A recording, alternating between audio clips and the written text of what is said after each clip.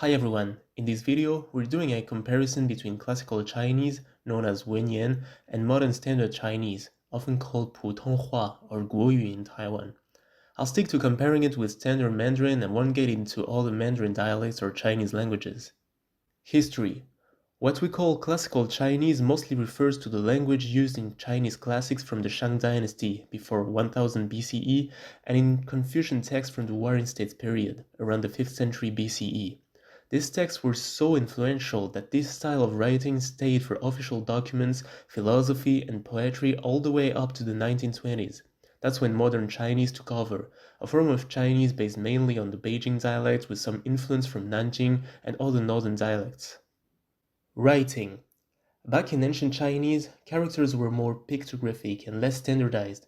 You can see the evolution from Shang Dynasty characters scratched onto bones or turtle shells for divination, to Zhou Dynasty ones etched on bronze, to the Qin Dynasty style, which is still used today for some official seals.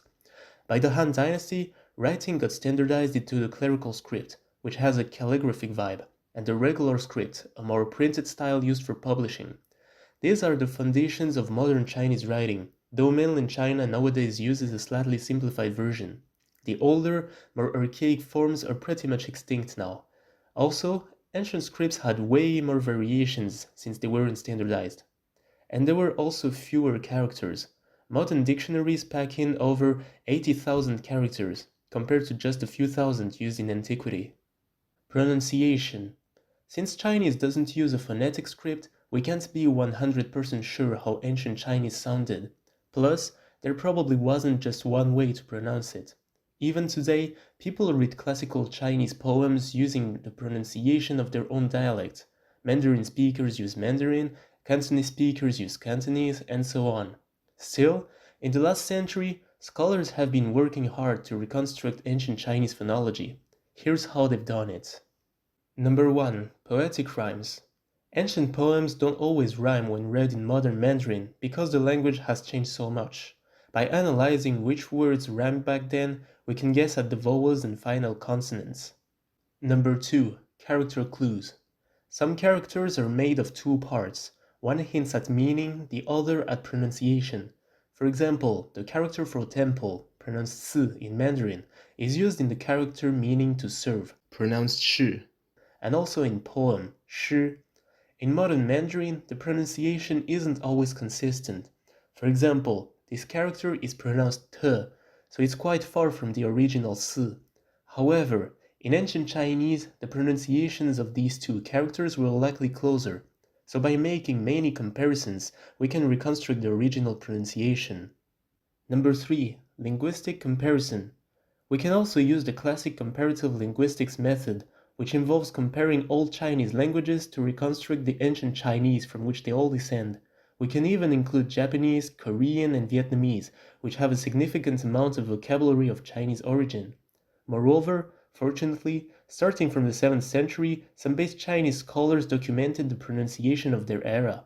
These ancient pronunciations are thus an essential source for reconstructing the phonology of even older Chinese sounds from the time of Confucius. From the result of these researches, we can see that in Old Chinese, the initial consonants of syllables were much more complex, with consonant clusters and many more consonant codas, for example. The phonology of Standard Mandarin is much more limited. There are no consonant clusters, and only 3 consonants can appear at the end of a syllable. Grammar. In Old Chinese, far fewer grammatical particles or even fewer words were used. It was typically a prodrop language, meaning the subject or object could be omitted when obvious, like saying want in English instead of I want it. This is still somewhat true in modern Chinese, but it's less pronounced than in classical Chinese. Generally, Old Chinese is more concise and compact. Sentences are therefore much more open to interpretation than in modern Chinese, where more grammatical elements are used for greater precision. Paradoxically, in Old Chinese, word order is more flexible, even though fewer grammatical morphemes usually mean a more fixed word order. This shift in grammatical structure and word order flexibility in Old Chinese naturally ties into the evolution of word formation and syllable use, which also distinguishes Old Chinese from modern Chinese. As you may know, in Chinese, one character equals one syllable equals one word. In Old Chinese, there's a tendency to favor monosyllabic words, whereas modern Chinese prefers multisyllabic words to describe new concepts and avoid ambiguities due to numerous homophones.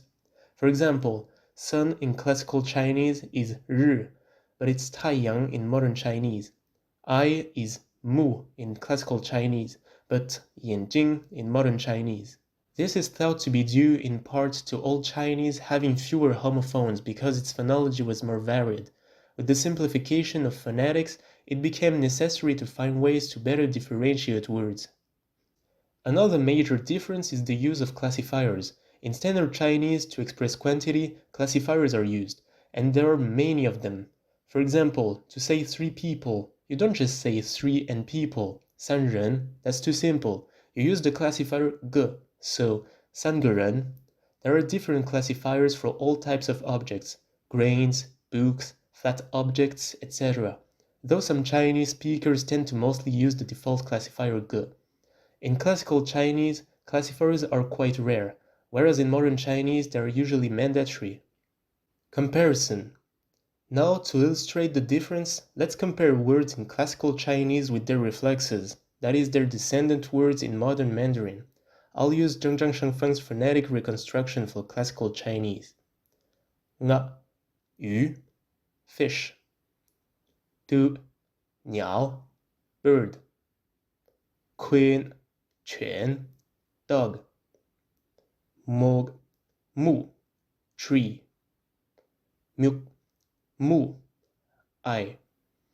As you can see, while tree and I are pronounced exactly the same in modern Chinese, their pronunciation was different in Old Chinese due to its freer phonology. And that's basically how classical Chinese evolved into modern Mandarin.